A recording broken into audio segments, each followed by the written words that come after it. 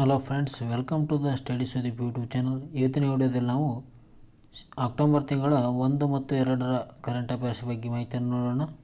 ಮೊದಲನೇದಾಗಿ ಶುಕ್ರಯಾನ ಮಿಷನ್ ಯಾವಾಗ ನಡೆಯಲಿದೆ ಅಂತ ಕೇಳಲಾಗಿದೆ. ಇದಕ್ಕೆ ಸರಿಯಾದ ಉತ್ತರ ಆಪ್ಷನ್ ಸಿ 2028ರಂದು ಶುಕ್ರಯಾನ ಮಿಷನ್ 1 ಆರಂಭಿಸಲು ನಮ್ಮ ಭಾರತ ದೇಶ ಏನು ಮಾಡಿದೆ ಅಂದರೆ ಯೋಜನೆಯನ್ನು ಆಯ್ಕೆಕೊಂಡಿದೆ. ಶುಕ್ರಯಾನ್ ಮಿಷನ್ 2028ಕ್ಕೆ ಜುಲೈ 29ಕ್ಕೆ ಮುಹೂರ್ತವನ್ನು ಫಿಕ್ಸ್ ಮಾಡಲಾಗಿದೆ ಅಂತ ಹೇಳ್ಬೋದು. ಇದೇನಾದರೂ ಸಕ್ಸಸ್ ಆದರೆ 5ನೇ ದೇಶ ಎಂಬ ಖ್ಯಾತಿಯನ್ನು ನಮ್ಮ ಭಾರತ ದೇಶ ಪಡೆದುಕೊಳ್ಳಲಿದೆ.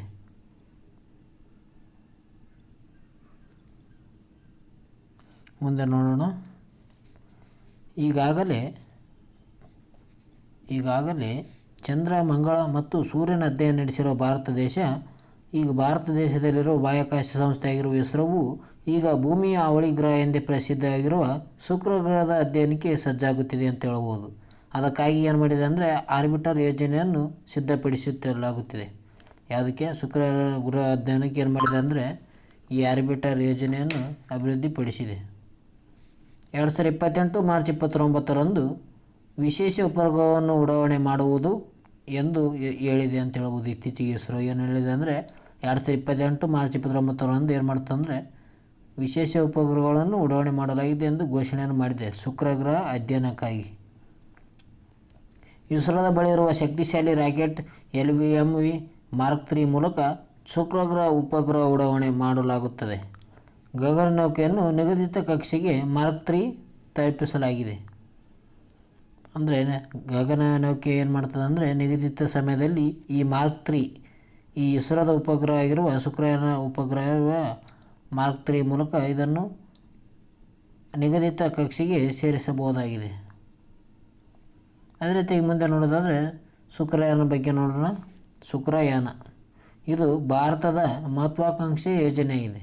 ಇದಕ್ಕೆ ಶುಕ್ರಯಾನ 12 ಅಥವಾ 12 ಅಂತ ಅನ್ಬೋದು. ಶುಕ್ರಯಾನ 12 ಎಂದು ಇದಕ್ಕೆ ಹೆಸರಿಡಲಾಗಿದೆ. ಶುಕ್ರಯಾನ 1ಕ್ಕೆ ಶುಕ್ರ ಗ್ರಹದ ವಾತಾವರಣದ ಮೇಲ್ಪದರ ಆಗಿರ್ಬೋದು, ಶುಕ್ರ ಗ್ರಹದ ಭೌಗೋಳಿಕ ರಚನೆ, ಸೂರ್ಯನ ಜೊತೆ ಶುಕ್ರ ಗ್ರಹ ಹೊಂದಿರುವ ಸಂಬಂಧವನ್ನು ಈ ಯೋಜನೆಯಡಿಯಲ್ಲಿ ಅಧ್ಯಯನ ಮಾಡಲಾಗುತ್ತದೆ ಎಂದು ಇಸ್ರೋ ಹೇಳಿದೆ. ಅಂದರೆ ಶುಕ್ರ ಗ್ರಹ ಮತ್ತು ಸೂರ್ಯನ ನಡುವೆ ಯಾವ ರೀತಿಯಾಗಿ ಸಂಬಂಧ ಇದೆ, ಅದೇ ರೀತಿಯಾಗಿ ಶುಕ್ರ ಗ್ರಹದಲ್ಲಿ ಯಾವ ರೀತಿಯಾಗಿ ಭೌಗೋಳಿಕ ರಚನೆ ಇದೆ, ಜೊತೆಗೆ ವಾತಾವರಣ ಮೇಲ್ಪದರ ಯಾವ ರೀತಿಯಾಗಿದೆ ಎಂಬ ಅಧ್ಯಯನವನ್ನು ಈ ಶುಕ್ರಯಾನವನ್ನು ಮಾಡಲಾಗುತ್ತದೆ ಅಂತ ಹೇಳ್ಬೋದು. ಹಾಗಾದರೆ ಈ ಶುಕ್ರ ಗ್ರಹದ ಬಗ್ಗೆ ನೋಡೋಣ. ಶುಕ್ರ ಗ್ರಹವನ್ನು ಇಂಗ್ಲೀಷ್ನಲ್ಲಿ ವೇನಸ್ ಎಂದು ಕರೆಯುತ್ತಾರೆ. ಇದು ಸೌರಮಂಡಲದ 2ನೇ ಗ್ರಹವಾಗಿದೆ. ಯಾವುದು? ಶುಕ್ರ ಗ್ರಹ 2ನೇ ಗ್ರಹ. ಮೊದಲು ಬುಧ ಗ್ರಹ ಬರುತ್ತದೆ ಫಸ್ಟ್. ಯಾವುದು? ಬುಧ ಗ್ರಹ ಇದೆ ಮೊದಲನೇ. 2ನೇ ಗ್ರಹ ಯಾವುದಿದೆ ಅಂದರೆ ಶುಕ್ರ ಗ್ರಹ 2ನೇ ಗ್ರಹ ಆಗಿದೆ ಅಂತ ಹೇಳ್ಬೋದು ನಾವು. ಅದೇ ರೀತಿಯಾಗಿ ಸೂರ್ಯನಿಂದ ದೂರದಲ್ಲಿ ಇರುವ ಗ್ರಹಗಳಲ್ಲಿ 2ನೇ ಅತ್ಯಂತ ಹತ್ತಿರದ ಗ್ರಹವಾಗಿದೆ. ಶುಕ್ರ ಗ್ರಹ ಏನಿದೆ ಅಂದರೆ ಇಲ್ಲಿ ಸೂರ್ಯ ಇದ್ದೇ 2ನೇ ಗ್ರಹವಾಗಿದೆ. ಸೂರ್ಯನ ಹತ್ತಿರಕ್ಕೆ ಇಲ್ಲಿ ಬುಧ ಇದೆ, ಇಲ್ಲಿ ಶುಕ್ರ ಇದೆ. ಈ ವೇನಸ್ ಅಂತ ಅನ್ಬೋದು ನಾವು. ವೇನಸ್ 2ನೇ ಗ್ರಹವಾಗಿದೆ ಅಂತ ಹೇಳ್ಬೋದು ಸೂರ್ಯನಿಂದ. ಇದು ಭೂಮಿಯ ಪರಿಮಾಣಕ್ಕೆ ಹೋಲಿಸಿದರೆ ಬಹಳ ಸಮಾನವಾಗಿದೆ. ಆದ್ದರಿಂದ ಇದನ್ನು ಭೂಮಿಯ ಸಹೋದರಿ ಎಂದು ಕೂಡ ಕರೆಯುತ್ತಾರೆ. ಅಂದರೆ ಶುಕ್ರ ಗ್ರಹಕ್ಕೆ ಏನು ಮಾಡ್ತಾರೆ ಅಂದರೆ ಇದು ಭೂಮಿಯ ರೀತಿಯಲ್ಲೇ ಇದು ಕೂಡ ಕಾಣುತ್ತದೆ. ಅದಕ್ಕಾಗಿ ಇದಕ್ಕೆ ಭೂಮಿಯ ಸಹೋದರಿ ಎಂದು ಕರೆಯುತ್ತಾರೆ ಶುಕ್ರ ಗ್ರಹಕ್ಕೆ. ಅದೇ ರೀತಿಯಾಗಿ ಮುಂದೆ ನೋಡೋಣ. ಮುಂದಿನ ಪ್ರಶ್ನೆ ನೋಡೋದಾದರೆ ಇಸ್ರೋದ ಕೇಂದ್ರ ಕಚೇರಿ ಎಲ್ಲಿದೆ ಅಂತ ಪ್ರಶ್ನೆಯನ್ನು ಕೇಳಲಾಗಿದೆ. ಇದಕ್ಕೆ ಸರಿಯಾದ ಉತ್ತರ ಆಪ್ಷನ್ಸ್ ಬಿ ಬೆಂಗಳೂರಿನಲ್ಲಿ ಇಸ್ರೋದ ಕೇಂದ್ರ ಕಚೇರಿ ಕಂಡು ಬರುತ್ತದೆ ಅಂತ ಹೇಳ್ಬೋದು ನಾವು. ನ್ಯೂಸ್ ನೋಡೋದಾದರೆ ವಾಯುಪಡೆಗೆ HALನಿಂದ AL-31FP ಏರೋ ಇಂಜಿನನ್ನು ಹಸ್ತಾಂತರ ಮಾಡಲಾಗಿದೆ ಇತ್ತೀಚೆಗೆ.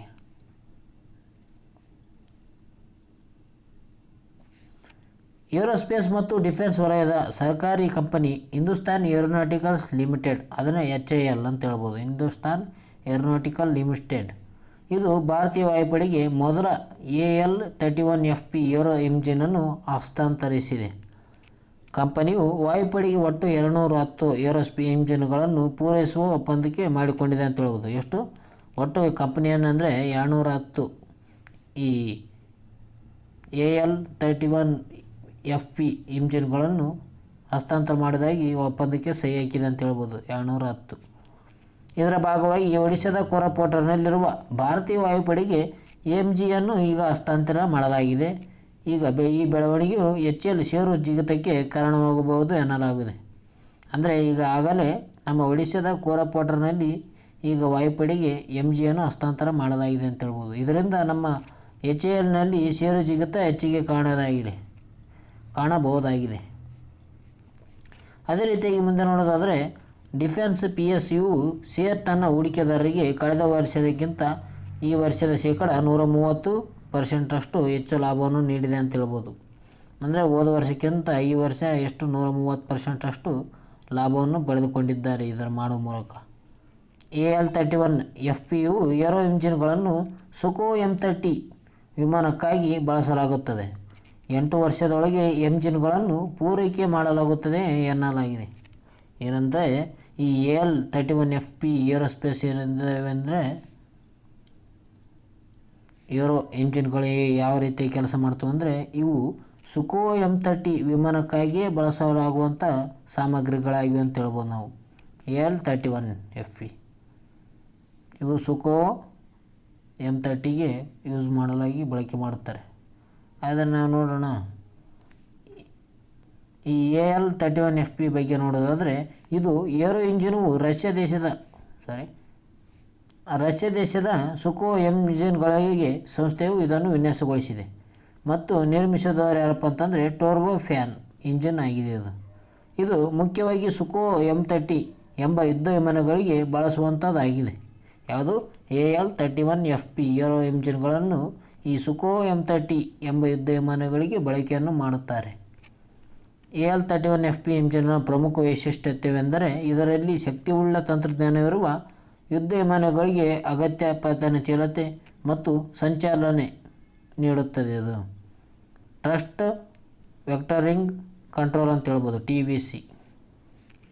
AL-31FP ಸುಖೋಯ್ 30 ಯುದ್ಧ ವಿಮಾನಗಳಿಗೆ ಹೆಚ್ಚಿನ ವ್ಯರ್ಥ ಶಕ್ತಿ ಮತ್ತು ವೇಗವನ್ನು ನೀಡುವ ಸಾಮರ್ಥ್ಯವನ್ನು ಹೊಂದಿದೆ ಅಂತ ಹೇಳ್ಬೋದು. AL-31FP. ಮುಂದೆ ಇಸ್ರೋದ ಬಗ್ಗೆ ನೋಡೋಣ. ಇಸ್ರೋದ ಬಗ್ಗೆ ಮಾಹಿತಿ ನೋಡೋದಾದರೆ ಇಸ್ರೋದ ಫುಲ್ ಫಾರ್ಮ್ಗೆ ನೋಡೋದಾದರೆ ಇಂಡಿಯನ್ ಸ್ಪೇಸ್ ರಿಸರ್ಚ್ ಆರ್ಗನೈಜೇಷನ್ ಅಂತ ಇದರ ಪೂರ್ಣ ವಿಸ್ತೃತ ರೂಪವಾಗಿದೆ. ಇದು ಭಾರತ ಅಂತರಿಕ್ಷ ಸಂಶೋಧನೆ ಸಂಸ್ಥೆಯಾಗಿದೆ ಅಂತ ಹೇಳ್ಬೋದು. ಇದು 1969ರಲ್ಲಿ ಡಾಕ್ಟರ್ ವಿಕ್ರಮ್ ಸಾರಾಭಾಯಿ ಅವರ ಮಾರ್ಗದರ್ಶನದಲ್ಲಿ ಇದನ್ನು ಮಾಡಲಾಯಿತು.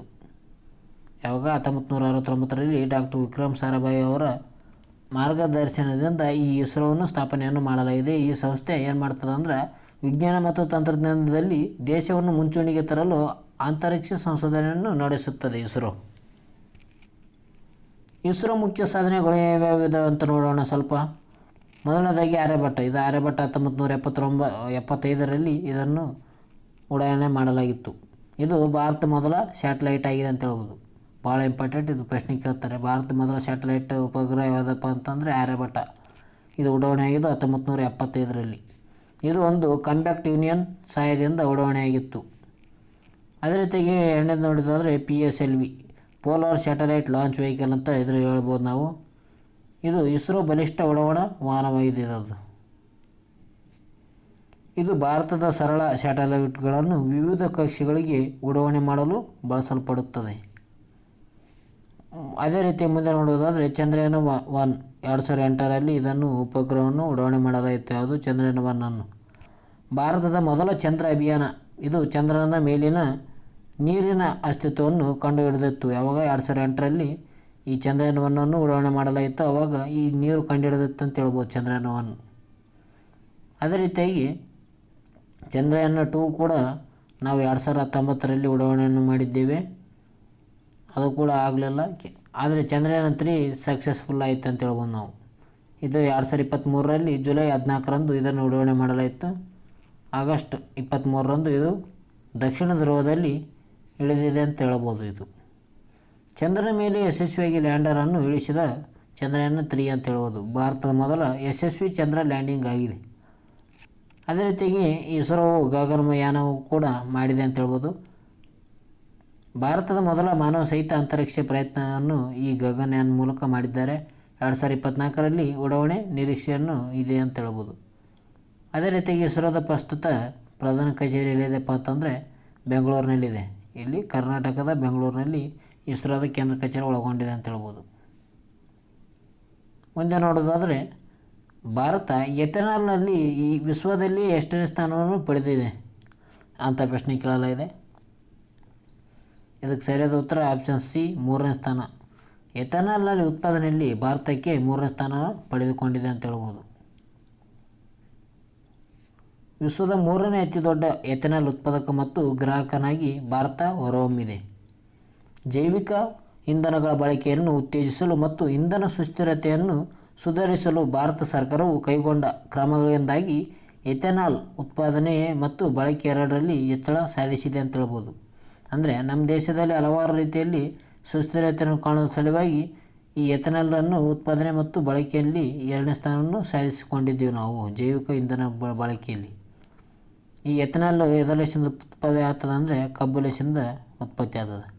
ಕಬ್ಬು ಬೆಳೆಯವರಿಗೆ ರೈತರಿಗೆ ಆರ್ಥಿಕ ನೆರವು ಸೇರಿದಂತೆ ಸರ್ಕಾರವು ಹಲವು ಉಪಕ್ರಮಗಳನ್ನು ಆರಂಭಿಸಿದೆ ಅಂತ ಹೇಳ್ಬೋದು. ಈ ಕಬ್ಬಿನಿಂದ ಮಾತ್ರ ಈ ಎಥೆನಾಲ್ ಪಡಿತೀವಲ್ಲ, ಕಬ್ಬಿನಿಂದ ಏನೇನು ಪಡಿತೀವಿ ಅಂದರೆ ಪೇಪರ್ ಪಡಿತೀವಿ, ಪೇಪರ್ ಮತ್ತು ಎಥೆನಾಲ್ ಎರಡನ್ನು ಕಬ್ಬಿನ ಆಲ್ಕೋಹಾಲ್ ಕೂಡ ಬರ್ತದೆ ಅಂತ ಹೇಳ್ಬೋದು. ಈ ಕಬ್ಬಿನ ಸಿಪ್ಪೆಯಿಂದ ಈ ಪೇಪರ್ ಬರುತ್ತದೆ. ಕಬ್ಬು ಬೆಳೆಯವರಿಗೆ ಕೇಂದ್ರ ಸರ್ಕಾರದಿಂದ ಏನು ಮಾಡಿದೆ ಅಂದರೆ ಹಲವು ಉಪಕ್ರಮಗಳನ್ನು ಕೂಡ ಇದಕ್ಕೆ ಎಥೆನಾಲ್ ಬೆಳೆಯಲು ಕಬ್ಬು ಬೆಳೆಯಲು ನೀಡಲಾಗಿದೆ ಅಂತ ಹೇಳ್ಬೋದು. ಈ ಎಥೆನಾಲ್ ಬಗ್ಗೆ ನೋಡೋಣ. ಎಥೆನಾಲ್ ಏನಪ್ಪ ಅಂತಂದರೆ ಒಂದು ಕೆಮಿಕಲ್ ಸಂಯುಕ್ತವಾಗಿದೆ. ಇದನ್ನು ಎಥೆನಾಲ್ ಆಲ್ಕೋಹಾಲ್ ಎಂದು ಕೂಡ ಕರೆಯುತ್ತಾರೆ. ಏನಂತ ಕರೀತಾರೆ? ಎಥೆನಾಲ್ ಆಲ್ಕೋಹಾಲ್ ಅಂತ ಕರೀತಾರೆ ಎಥೆನಾಲನ್ನು. ಇದು ಜಲದಂತೆ ಬಿಳಿ ಸುಗಂಧ ದ್ರವವಾಗಿದೆ. ಸಸ್ಯ ಆಧಾರಿತ ಬೆಳೆಗಳಿಂದ ಅಥವಾ ನೈಸರ್ಗಿಕ ವಸ್ತುಗಳಿಂದ ಉತ್ಪತ್ತಿಯಾಗುತ್ತದೆ. ಇದನ್ನು ಹಲವಾರು ಕ್ಷೇತ್ರಗಳಲ್ಲಿ ಬಳಕೆಯನ್ನು ಮಾಡುತ್ತಾರೆ. ಎಥೆನಾಲನ್ನು ಹಲವಾರು ಕ್ಷೇತ್ರಗಳಲ್ಲಿ ಬಳಕೆಯನ್ನು ಮಾಡ್ತಾರೆ ಅಂತ ಹೇಳ್ಬೋದು. ಅದರಲ್ಲಿ ಪ್ರಮುಖ ಉಪಯೋಗಗಳಲ್ಲಿ ಎಲ್ಲೆಲ್ಲಿ ಮಾಡ್ತಾರಪ್ಪ ಅಂತಂದರೆ ಆಲ್ಕೋಹಾಲಿಕ್ ಪಾನೀಯಗಳಲ್ಲಿ ಈ ಎಥೆನಾಲ್ ಬಳಕೆಯನ್ನು ಮಾಡುತ್ತಾರೆ. ಇಂಧನವಾಗಿ ಬಳಕೆ ಮಾಡುತ್ತಾರೆ. ವೈದ್ಯಕೀಯ ಮತ್ತು ಸೌಂದರ್ಯ ವಸ್ತುಗಳಲ್ಲಿ ಕೂಡ ಈ ಎಥೆನಾಲನ್ನು ಬಳಕೆ ಮಾಡುತ್ತಾರೆ. ಲ್ಯಾಬೊರೇಟರಿಗಳಲ್ಲಿ ಉಪಯೋಗಗಳಲ್ಲಿ ಈ ಎಥೆನಾಲನ್ನು ಬಳಕೆ ಮಾಡ್ತಾರೆ ಅಂತ ಹೇಳ್ಬೋದು ನಾವು. ಇಷ್ಟು ಪ್ರಮುಖ ಮಾಹಿತಿ ಇದೆ, ನೋಡಿಕೊಳ್ಳಿ ಫ್ರೆಂಡ್ಸ್. ಮುಂದಿನ ಪ್ರಶ್ನೆ ನೋಡೋಣ. 2025ರ ಖೋಖೋ ಎಲ್ಲಿ ನಡೆಯಲಿದೆ ಅಂತ ಪ್ರಶ್ನೆ ಕೇಳಲಾಗಿದೆ. ಇದಕ್ಕೆ ಸರಿಯಾದ ಉತ್ತರ ಆಪ್ಷನ್ ಸಿ ಭಾರತದಲ್ಲಿ 2025ರಲ್ಲಿ ಖೋಖೋ ಒಲಿಂಪಿಕ್ ನಡೆಯಲಿವೆ. ಭಾರತದಲ್ಲೇ ಚೊಚ್ಚಲ ಬಾರಿಗೆ ಖೋಖೋ ಒಲಿಂಪಿಕ್ ವಿಶ್ವಕಪ್ ನಡೆಯಲಿದೆ. ಖೋಖೋ ಫೆಡರೇಷನ್ ಆಫ್ ಇಂಡಿಯಾ ಮತ್ತು ಅಂತಾರಾಷ್ಟ್ರೀಯ ಖೋಖೋ ಫೆಡರೇಷನ್ ಸಹಯೋಗದೊಂದಿಗೆ 2025ರಲ್ಲಿ ಚೊಚ್ಚಲ ಖೋಖೋ ವಿಶ್ವಕಪ್ ನಡೆಸಲು ನಿರ್ಧರಿಸಲಾಗಿದೆ. ವಿಶ್ವದ 24 ದೇಶಗಳು ವಿಶ್ವಕಪ್ನಲ್ಲಿ ಭಾಗವಹಿಸಲಿದ್ದಾವೆ. 16 ಪುರುಷರು ಮತ್ತು 16 ಮಹಿಳಾ ತಂಡಗಳು ಖೋಖೋ ವಿಶ್ವಕಪ್ನಲ್ಲಿ ಸ್ಪರ್ಧೆಗಳಲ್ಲಿವೆ ಎಂದು KKFI ತಿಳಿಸಿದೆ. ಇದಕ್ಕೆ ಎಷ್ಟು ಜನ? 16 ಪುರುಷರ ತಂಡ, 16 ಮಹಿಳಾ ತಂಡ ಈ ಖೋಖೋ ಸ್ಪರ್ಧೆಯಲ್ಲಿ ಭಾಗವಾಗಲಿದ್ದಾವೆ. 2025ರ ಚೊಚ್ಚಲ ಬಾರಿಗೆ ಖೋಖೋ ಎಲ್ಲಿ ನಡೆಯಲಿದೆ ಅಂದರೆ ಭಾರತ. ಖೋಖೋ ಭಾರತದ ಅತ್ಯಂತ ಹಳೆಯ ಕ್ರೀಡೆಯಾಗಿದೆ ಅಂತ ಹೇಳ್ಬೋದು. ಈ ವಿಶ್ವಕಪ್ ಶ್ರೀಮಂತ ಸಾಂಸ್ಕೃತಿಕ ಪರಂಪರೆ ಮತ್ತು 3 ಡೇಸ್ ಸ್ಪರ್ಧಾತ್ಮಕ ಮನೋಭಾವವನ್ನು ಎತ್ತಿ ತೋರಿಸುವಂಥದ್ದಾಗಿದೆ ಈ ಖೋಖೋಯಿಂದ. ಮುಂದೆ ನೋಡೋದಾದರೆ ಮುಂದಿನ ಪ್ರಶ್ನೆ RBIನ ವಿಸ್ತೃತ ರೂಪವನ್ನು ಪ್ರಶ್ನೆ ಕೇಳಲಾಗಿದೆ. ಇದಕ್ಕೆ ಸರಿಯಾದ ಉತ್ತರ option C reserve bank of India ಎಂಬುದು RBIನ ವಿಸ್ತೃತ ರೂಪ ಆಗಿದೆ.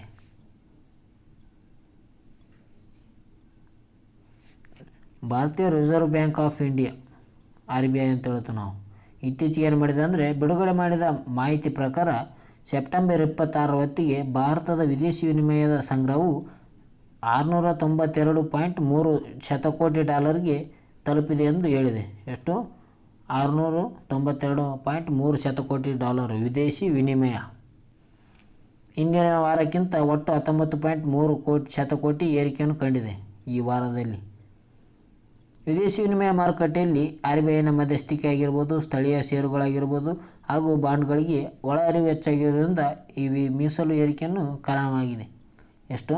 ವಿದೇಶಿ ಇದರ ಸಲುವಾಗಿ RBIನ ಮಧ್ಯಸ್ಥಿಕೆ ವಹಿಸುವುದರಿಂದ ಜೊತೆಗೆ ಸ್ಥಳೀಯ ಷೇರುಗಳನ್ನು ಅಭಿವೃದ್ಧಿ ಮಾಡುವುದರಿಂದ ಬಾಂಡ್ಗಳ ಒಳಹರಿವಿಂದ ಈಗ ವಿದೇಶಿ ವಿನಿಮಯವನ್ನು ಹೆಚ್ಚಾಗಿದೆ ಅಂತ ಹೇಳ್ಬೋದು. ಹಾಗಾದರೆ ಈ ವಿದೇಶಿ ವಿನಿಮಯ ಎಂದರೇನು ಅಂತ ನೋಡೋಣ. ವಿದೇಶಿ ವಿನಿಮಯ ಏನಂದರೆ ಫಾರಿನ್ ಎಕ್ಸ್ಚೇಂಜ್ ಅಂತಾರೆ ಇದಕ್ಕೆ. ಇದು ಬೇರೊಂದು ದೇಶದ ಕರೆನ್ಸಿ ಅಥವಾ ವಿದೇಶಿ ಕರೆನ್ಸಿಗಳ ವಿನಿಮಯ ಪ್ರಕ್ರಿಯೆ ಇದೆ. ಅಂದರೆ ನಮ್ಮ ಭಾರತದಿಂದ ರುಪಿ ಮತ್ತು ಅವರು ಅಮೆರಿಕ ದೇಶದಿಂದ ಡಾಲರ್ ಇವೆರಡನ್ನು ಎಕ್ಸ್ಚೇಂಜ್ ಮಾಡುವುದೇ ವಿದೇಶಿ ವಿನಿಮಯ ಅಂತ ಹೇಳ್ಬೋದು ನಾವು. ಇದು ದೇಶಾಂತರ ವ್ಯಾಪಾರ, ಪ್ರವಾಹ, ಹೂಡಿಕೆ ಮತ್ತು ಹಣ ವರ್ಗಾವಣೆಗೆ ಅಗತ್ಯವಾದದ್ದಾಗಿದೆ. ವಿದೇಶಿ ವಿನಿಮಯದ ಮೌಲ್ಯವು ಬೇರೆ ಬೇರೆ ಕರೆನ್ಸಿಗಳ ನಡುವೆ ಇರುವ ವಿನಿಮಯ ದರದಲ್ಲಿಂದ ನಿರ್ಧಾರವಾಗುತ್ತದೆ ಅಂತ ಹೇಳ್ಬೋದು. ಅಂದರೆ ವಿದೇಶಿ ವಿನಿಮಯ ಹೇಗಪ್ಪ ಅಂತಂದರೆ ಬೇರೆ ಬೇರೆ ರೀತಿಯಲ್ಲಿ ಬೇರೆ ಬೇರೆ ವಸ್ತುಗಳಿಗೆ ಬೇರೆ ಬೇರೆ ಅಮೌಂಟ್ ಇರುತ್ತದೆ ಅಂತ ಹೇಳ್ಬೋದು. ಅವುಗಳ ದರದ ಮೇಲೆ ಈ ವಿದೇಶಿ ವಿನಿಮಯ ನಡೆಯುತ್ತದೆ. ಈ ವಿದೇಶಿ ವಿನಿಮಯದಲ್ಲಿ ಬರುವ ಪ್ರಮುಖ ಅಂಶಗಳನ್ನು ನೋಡೋಣ. ಮೊದಲನೇದಾಗಿ ವಿನಿಮಯ ದರ, ಎಕ್ಸ್ಚೇಂಜ್ ರೇಟ್. ಇದು ವಿದೇಶಿ ವಿನಿಮಯದಲ್ಲಿ ಬರುವಂಥದ್ದಾಗಿದೆ. ವಿದೇಶಿ ವಿನಿಮಯದ ಮಾರುಕಟ್ಟೆ ಕೂಡ ವಿದೇಶಿ ವಿನಿಮಯದಲ್ಲಿ ಕಂಡುಬರುತ್ತದೆ. ಕರೆನ್ಸಿ ಫ್ಲೋಟೇಷನ್, ಇದು ಕೂಡ ವಿದೇಶಿ ವಿನಿಮಯದಲ್ಲಿ ಕಂಡುಬರುತ್ತದೆ. ಕರೆನ್ಸಿ ಫ್ಲೋಟೇಷನ್ ಯಾವುದಕ್ಕೆ ಸಂಬಂಧಿಸಿದೆ ಅಂದರೆ ವಿದೇಶಿ ವಿನಿಮಯಕ್ಕೆ ಸಂಬಂಧಿಸಿದಂತಾಗಿದೆ. ಮುಂದೆ ನೋಡೋದಾದರೆ ಅದೇ ರೀತಿಯಾಗಿ ವಿದೇಶಿ ವಿನಿಮಯ ಮೀಸಲು, ಇದು ಕೂಡ ವಿದೇಶಿ ವಿನಿಮಯಕ್ಕೆ ಸಂಬಂಧಿಸಿದಂತಾಗಿದೆ. Foreign reserves. ಈ ಫಾರಿನ್ ರಿಸರ್ವ್ ಏನಪ್ಪ ಅಂತಂದರೆ ದೇಶಗಳು ತಮ್ಮ ಕರಾವಳಿ ವಿನಿಮಯ ಸ್ಥಿತಿ ಶುದ್ಧ ಮಾಡಲು ಇಡುವ ವಿದೇಶಿ ಕರೆನ್ಸಿಯಾಗಿದೆ ಅಂತ ಹೇಳ್ಬೋದು. ಅಂದರೆ ಒಂದು ದೇಶ ಅದರ ಅಮೌಂಟನ್ನು ಬೇರೆ ದೇಶದಲ್ಲಿ ಇಟ್ಟಿಗೆಸಿಂದ ತುರ್ತು ಸಂದರ್ಭದಲ್ಲಿ ತೆಗೆದುಕೊಳ್ಳುವುದೇ ವಿದೇಶಿ ವಿನಿಮಯ ಮೀಸಲಾಗಿದೆ. ಭಾಳ ಇಂಪಾರ್ಟೆಂಟ್ ನೋಡಿ ಇದು. ಇವೆಲ್ಲ ಒಳಗೊಂಡಂತೆ ಹೂಡಿಕೆದಾರರು ಅಥವಾ ವ್ಯಾಪಾರಿಗಳು ವಿದೇಶಿ ವಿನಿಮಯದ ಮಾಪನಗಳನ್ನು ಗಮನಿಸುತ್ತಿರ್ತಾರೆ. ಯಾಕಂದರೆ ಆ ಕರೆನ್ಸಿಗಳ ಮೌಲ್ಯದಲ್ಲಿ ಆಗುವ ವ್ಯತ್ಯಾಸದಿಂದ ಲಾಭ ಮತ್ತು ನಷ್ಟ ಆಗಬಹುದೆಂಬುದು ಅವರ ಊಹೆಯಾಗಿರ್ತದೆ. ಅದಕ್ಕೆ ಈ ವಿದೇಶಿ ವಿನಿಮಯವನ್ನು ಬೇರೆ ದೇಶದಿಂದ ಬೇರೆ ದೇಶಗಳಿಗೆ ಹಣ ಇಡಲು ಅವರು ಬಯಸುವವರು ಇದನ್ನು ನೋಡ್ತಾ ಇರ್ತಾರೆ ಅಂತ ಹೇಳ್ಬೋದು. ಮುಂದೆ ನೋಡೋಣ. ಕೊನೆಯದಾಗಿ ಒನ್ಲೈನರ್ಸ್ ಇದ್ದಾವೆ. ಇವತ್ತಿನ ಒನ್ಲೈನರ್ಸ್: ರಾಜ್ಯ ಸಂಗೀತ ವಿದ್ವಾಂಸನ ಪ್ರಶಸ್ತಿಗೆ ಹಾವೇರಿ ಜಿಲ್ಲೆಯ ಶಹನಾಯಿ ವಾದಕರಾಗಿರುವ ಪಂಡಿತ್ ಬಸವರಾಜ್ ಭಜಂತ್ರಿ ಅವರನ್ನು ಆಯ್ಕೆ ಮಾಡಲಾಗಿದೆ. ಯಾರಿಗೆ? ಬಸವರಾಜ್ ಭಜಂತ್ರಿ ಅವರನ್ನು ರಾಜ್ಯ ಸಂಗೀತ ವಿದ್ವಾಂಸ ಪ್ರಶಸ್ತಿಗೆ ಆಯ್ಕೆ ಮಾಡಲಾಗಿದೆ. ಇವರೊಬ್ಬರು ಶಹನಾಯಿ ವಾದಕರು. ಪಂಡಿತ್ ಬಸವರಾಜ್ ಭಜಂತ್ರಿ ಶಹನಾಯಿ ವಾದಕರು. ಅದೇ ರೀತಿಯಾಗಿ ಎಥೆಲಾನ್ನಲ್ಲಿ ಭಾರತ 3ನೇ ಸ್ಥಾನವನ್ನು ಪಡೆದುಕೊಂಡಿದೆ. ಎಷ್ಟು? 3ನೇ ಸ್ಥಾನ ಭಾರತ ಪಡೆದುಕೊಂಡಿದೆ ಅಂತ ಹೇಳ್ಬೋದು ಎಥೆಲಾನ್ನಲ್ಲಿ ಉತ್ಪಾದನೆಯಲ್ಲಿ. ಫೆಬ್ರವರಿ 10ರಂದು ಏರೋ ಇಂಡಿಯಾ ಬೆಂಗಳೂರಿನಲ್ಲಿ ನಡೆಯಲಿದೆ. ಏರೋ ಇಂಡಿಯಾ ಅಂತ ಪ್ರತಿ ವರ್ಷ ಯಲಹಂಕದಲ್ಲಿ ನಡೆಯುವುದು ಆಗಿದೆ. ಪ್ರತಿ 2 ವರ್ಷಗಳಿಗೊಮ್ಮೆ ನಡೆಸುತ್ತದೆ. ಯಾವುದು? Aero India. ಮುಂದಿನ ಭಾಗದಲ್ಲಿ ಇದನ್ನು ಚರ್ಚೆ ಮಾಡೋಣ. ಏರೋ ಇಂಡಿಯಾ ಏನು, ಏರೋ ಇಂಡಿಯಾ ಎಷ್ಟು, ಯಾವ ವರ್ಷಕ್ಕೊಮ್ಮೆ ನಡೆಸುತ್ತದೆ ಅಂತ ನೋಡೋಣ. ಮುಂದೆ ನೋಡೋದಾದರೆ ಭಾರತೀಯ ತೋಟಗಾರಿಕಾ ಸಂಸ್ಥೆ ಇರುವುದು ಎಲ್ಲಿ ಅಂತ ಕೇಳಿದ್ದಾರೆ. ಇದಕ್ಕೆ ಸರಿಯಾದ ಬೆಂಗಳೂರಿನಲ್ಲಿದೆ. ಭಾರತೀಯ ತೋಟಗಾರಿಕಾ ಸಂಸ್ಥೆ ಇರುವುದೆಲ್ಲಿ? ಬೆಂಗಳೂರಿನಲ್ಲಿ. ಓಕೆ ಫ್ರೆಂಡ್ಸ್, ಇವತ್ತಿನ ವಿಡಿಯೋದಲ್ಲಿ ಇಷ್ಟೇ. ನಿಮಗೇನಾದರೂ ಈ ವಿಡಿಯೋ ಇಷ್ಟ ಆಯಿತು ಅಂದರೆ ಲೈಕ್ ಮಾಡಿ, ಶೇರ್ ಮಾಡಿ, ಸಬ್ಸ್ಕ್ರೈಬ್ ಮಾಡಿ. ಅದೇ ರೀತಿಯಾಗಿ ಪಕ್ಕದಲ್ಲಿರೋ ಬೆಲ್ಲನ್ನು ಬೇಗನೆ ಪ್ರೆಸ್ ಮಾಡೋ ಮೂಲಕ ನಾವು ಅಪ್ಲೋಡ್ ಮಾಡೋ ವೀಡಿಯೋನು ಬೇಗ ನೋಟಿಫಿಕೇಷನ್ ಮುಗಿತ ನೋಡಿಕೊಳ್ಳಿ ಫ್ರೆಂಡ್ಸ್. ಎಲ್ಲರಿಗೂ ಓಕೆ ಫ್ರೆಂಡ್ಸ್, ಬಾಯ್. ಎಲ್ಲರೂ ಲೈಕ್ ಮಾಡೋದು ಮರಿಬೇಡಿ, ಕಮೆಂಟ್ ಕೂಡ ಮಾಡಿ ಫ್ರೆಂಡ್ಸ್.